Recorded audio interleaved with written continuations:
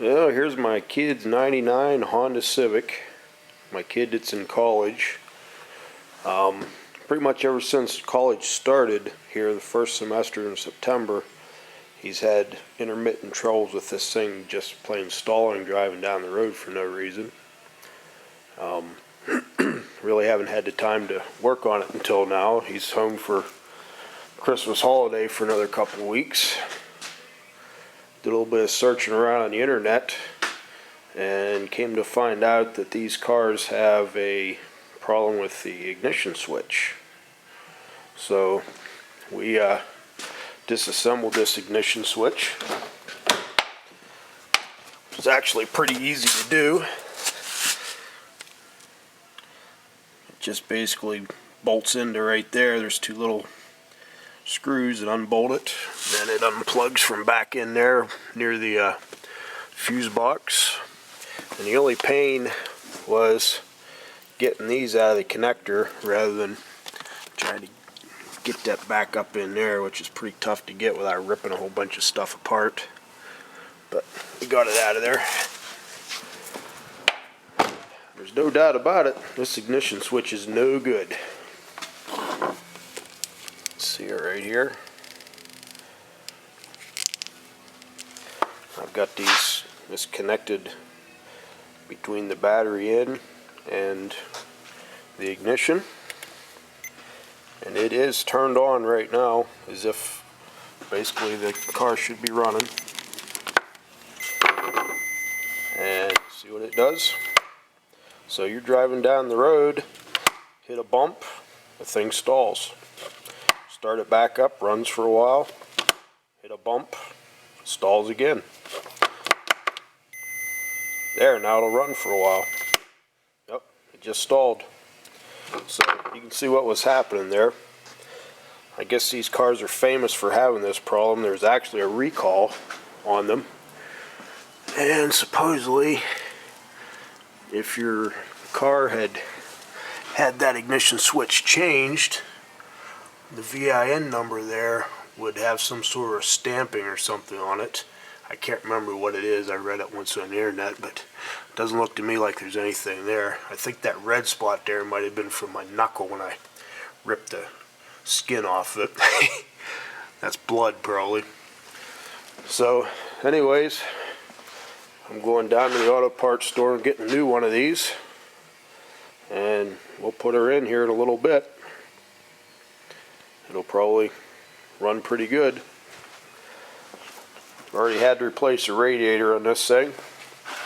The O2 sensor's junk, at least the heater in it's junk. That might have something to do with the fact this thing's only getting about 19 miles a gallon. It ought to do better than that for gas mileage, I would think.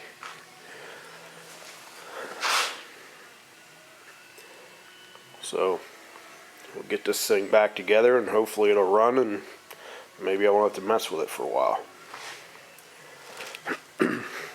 Probably in the next video, after I get the other one in, I'll dissect this and then show you what actually happens inside there. I'm assuming the contact probably just burns off after a while, maybe too much current draw or whatever, I don't know. But we'll rip it apart and find out. Yep. Definitely intermittent, no doubt about it. It's not too bad in here. It's almost 40 degrees. I used to heat this garage with a torpedo heater so I could actually work in here in the winter time. Well, that was when kerosene was 99 cents a gallon. At $4 a gallon, that's going to break me trying to heat this garage, so I just stayed in here and shiver now. But anyways, we'll get this thing running and see what happens. Well, just come back from the auto parts store. Got the new ignition switch here. This is a Borg Warner, but it's a intermotor, whatever the heck that is. I imagine that's probably standard. I don't usually work on foreign cars very often. But let's see here. We'll switch this thing on. See what happens. Okay, there's the ignition. looking good. 0.3 ohms. Now funny, it does bounce around some. I don't know if this style of switches may be a little bit, I don't know, kind of poor quality or bad design, or maybe whatever they're using for spring in there isn't strong enough, but no, it definitely comes right back to 0.3 ohms instead of staying in the kilo ohms or even the mega ohms like it was on the other switch. So should be good to go there.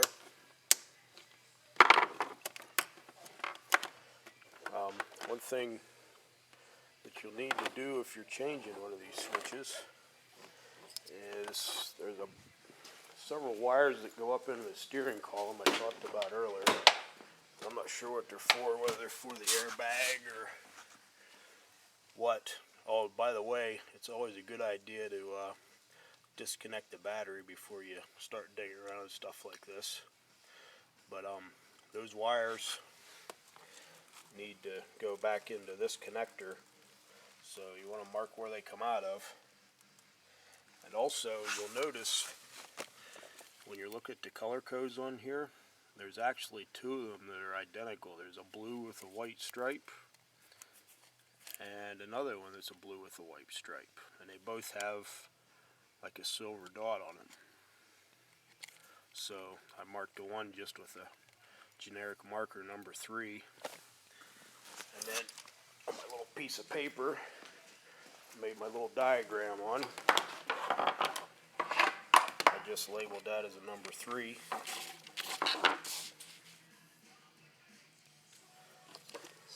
You take these out of here, got this little white piece that's kind of like a retainer that has to come out. You pry that out of there, then you get the thinnest screwdriver you can find. I don't know if you'll be able to see it or not down there, but there's little tabs that stick up. It's kind of hard to see, you might be able to see it. But you got to push them little tabs down in order to pull them crimps out. And when you reinstall these crimps, the little female fast-ons, you have to make sure that this raised portion here clicks into where that little standoff is inside there. Acts almost like a one-way switch, I guess. Make sure they're clicked in there and they'll stay in there because you don't want them sliding out of there.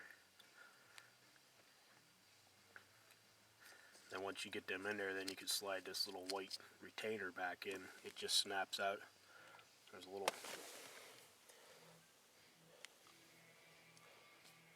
push that in, push that in, just keep working them back and forth a little bit at a time, then that just snaps right out.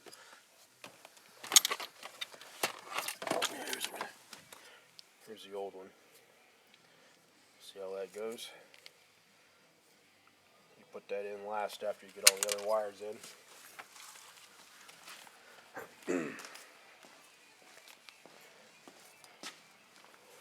While it's at, I also got the new O2 sensor. Here's the old one. You see it's kind of actually been heated up enough, it's kind of bent over. But the heater circuit was bad on this. And also I noticed even when this thing was warmed up, it seemed to be pretty sluggish. I can see that on my code scanner. But I'm trying to remember, I think it's these two inner wires right there that's the actual heater circuit. Just set this down here, you'll hear it. What the heck you're looking at, I guess it's a meter.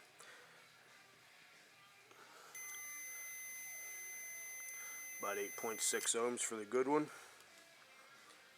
The other one's just plain open. So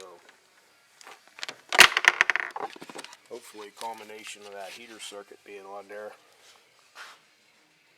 and the fact that it's just plain more responsive even when it is warmer, this new O2 sensor will have to help the gas mileage some. I just can't imagine 1.6 liter Honda Civic only getting about 19 miles a gallon. And the engine itself seems to be mechanically sound. It's not burning any oil. All the cylinder pressure readings are pretty close. No funny noises. So I don't think there's anything wrong with the engine. It's just probably more of a sensor, engine management related thing. So I'll get this stuff together. I'll start up and see what happens. I won't bore you with any of those details, so I'll be back later. Well, got her all back together. She's running now. Got the O2 sensor in there.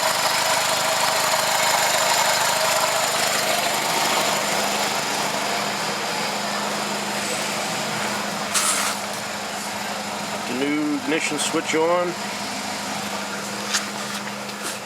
Got the code scanner hooked up. Looks like that O2 is a lot more sensitive than the other one was.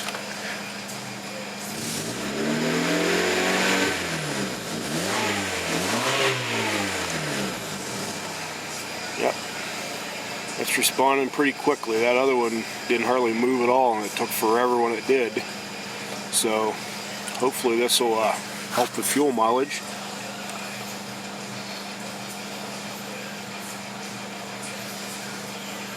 Coolant temperature is about 170 degrees.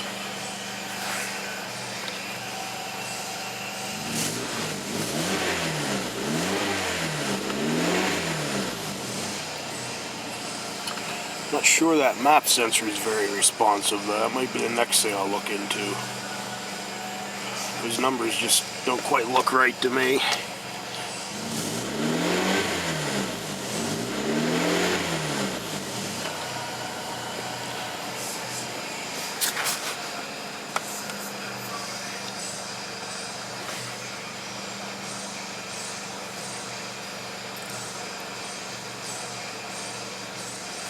Just doesn't seem very responsive. I don't know.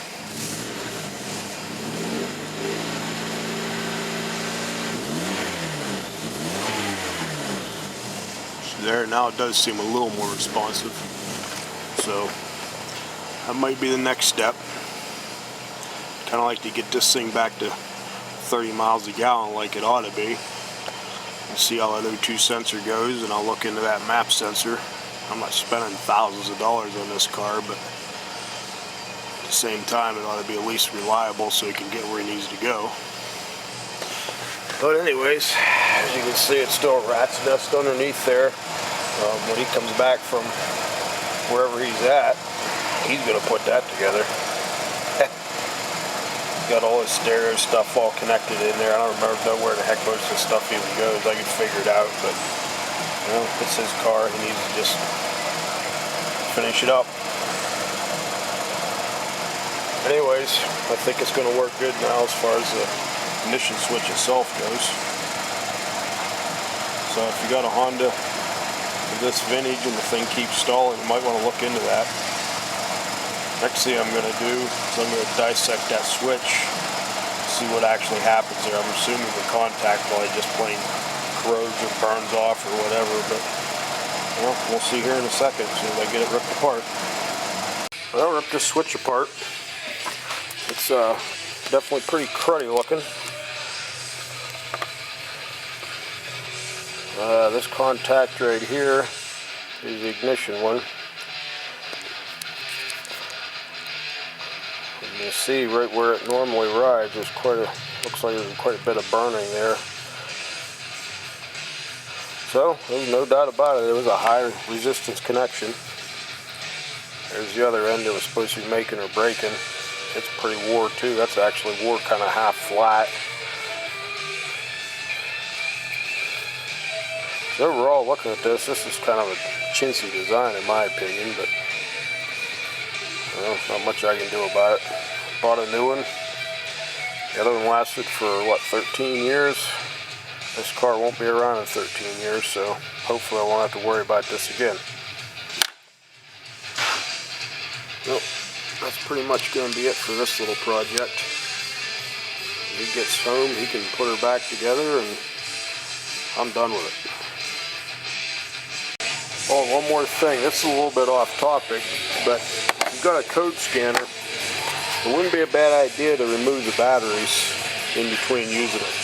So I probably use this thing 2 or 3 times a year. You see what happened. The stupid batteries leaked all through it, corroded the heck out of it. I got most of it scraped off, and one way or another I'll make sure it keeps working, but that's something to keep an eye out for if you have one of these.